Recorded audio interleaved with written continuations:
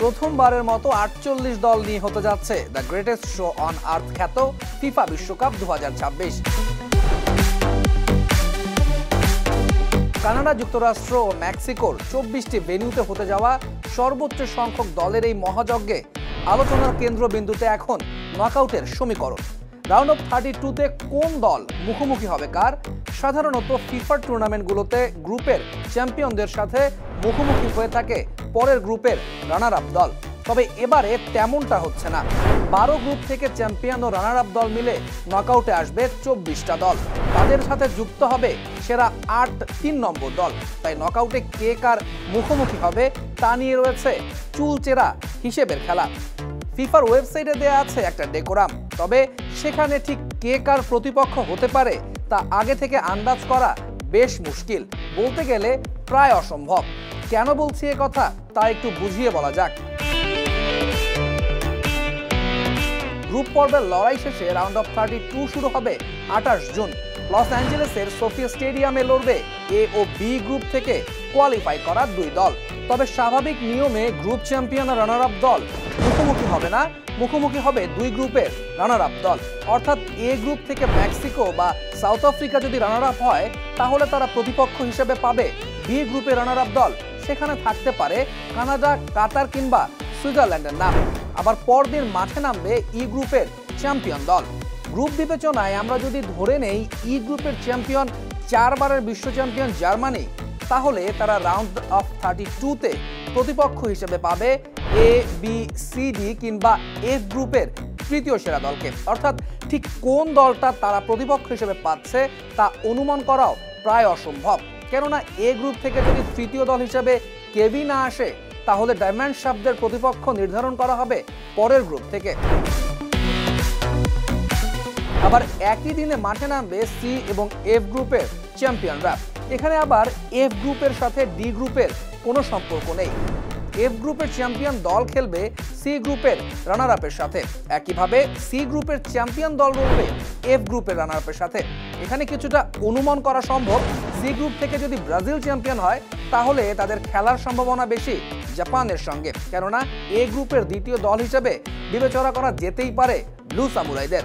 বিপরীতে এফ গ্রুপের চ্যাম্পিয়ন যদি নেদারল্যান্ডস হতে পারে তাহলে তাদের সম্ভাব্য প্রতিপক্ষ হতে পারে গেল আসরের সেমিফাইনালে খেলা মরক্কো। সি ও এফ এর থেকে আলাদা আবার আই গ্রুপ।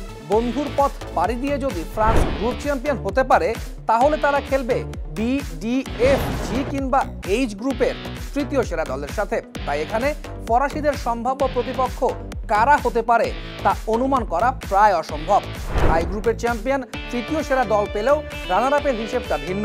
আই গ্রুপের রানার আপ খেলবে ই গ্রুপের রানার আপের সঙ্গে। ই গ্রুপ থেকে ইকুয়েডর যদি রানার আপ হতে পারে তাহলে তাদের প্রতিপক্ষ হবার সম্ভাবনা বেশি নরওয়ের, যেহেতু আই গ্রুপ থেকে চ্যাম্পিয়ন রেসে এগিয়ে রাখা হচ্ছে সাবেক বিশ্ব চ্যাম্পিয়ন ফ্রান্সকে।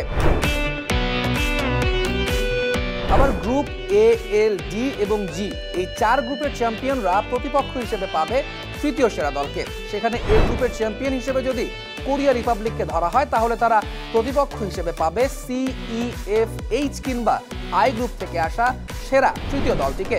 একইভাবে ক্রোয়েশিয়া বাধা পেরিয়ে যদি ইংল্যান্ড এল গ্রুপের চ্যাম্পিয়ন হয় তাহলে তারা খেলবে ই, এইচ, আই, জে কিংবা কে গ্রুপের তৃতীয় সেরা দলের সঙ্গে।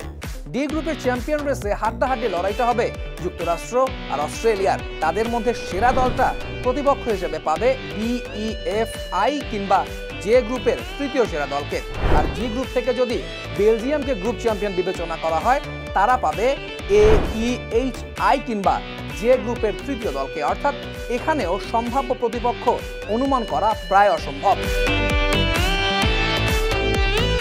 আবার কে ও এল গ্রুপের লড়াইটা হবে 2 রানার আপের মধ্যে। কে গ্রুপ থেকে যদি পর্তুগালকে চ্যাম্পিয়ন বিবেচনা করা হয় তাহলে রানার আপ হিসেবে ধরা হয় কলম্বিয়াকে। সেক্ষেত্রে তারা প্রতিপক্ষ হিসেবে পাওয়ার সম্ভাবনা বেশি ক্রোয়েশিয়াকে। কপাল খুব বেশি খারাপ হলে জুটতে পারে ইংল্যান্ডও। এরপর এইচ আর জে গ্রুপের বেলায় দেখা মিলছে পুরনো নিয়মের। এইচ গ্রুপের চ্যাম্পিয়ন লড়বে জে গ্রুপের রানার আপের সাথে। সেক্ষেত্রে এইচ গ্রুপের চ্যাম্পিয়ন হবার রেসে শক্তির বিচারে এগিয়ে স্পেন। তারা প্রতিপক্ষ হিসেবে পেতে পারে জর্ডান অথবা অস্ট্রিয়াকে। যে গ্রুপের চ্যাম্পিয়ন হিসেবে আর্জেন্টিনাকে বিবেচনা করা হলে তারা প্রতিপক্ষ হিসেবে পাবার সম্ভাবনা বেশি দুইবারের বিশ্ব চ্যাম্পিয়ন উরুগুয়েকে। সেক্ষেত্রে গ্রুপ পর্বের পথটা সহজ হলেও নকআউটের শুরুতেই বড় পরীক্ষা অপেক্ষা করছে বর্তমান বিশ্ব চ্যাম্পিয়নদের।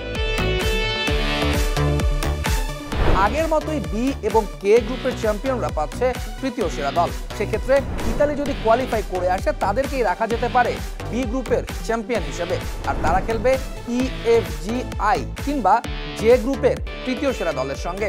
হতে পারে আইভরি কোস্ট, টিউনিশিয়া, নিউজিল্যান্ড কিংবা আলজেরিয়ার মতো দলগুলো। আর কে গ্রুপ থেকে পর্তুগাল যদি চ্যাম্পিয়ন হয় তারা প্রতিপক্ষ হিসেবে পেতে পারে প্যারাগুয়ে, আইভরি কোস্ট, সেনেগালের মতো এই দলগুলোকে।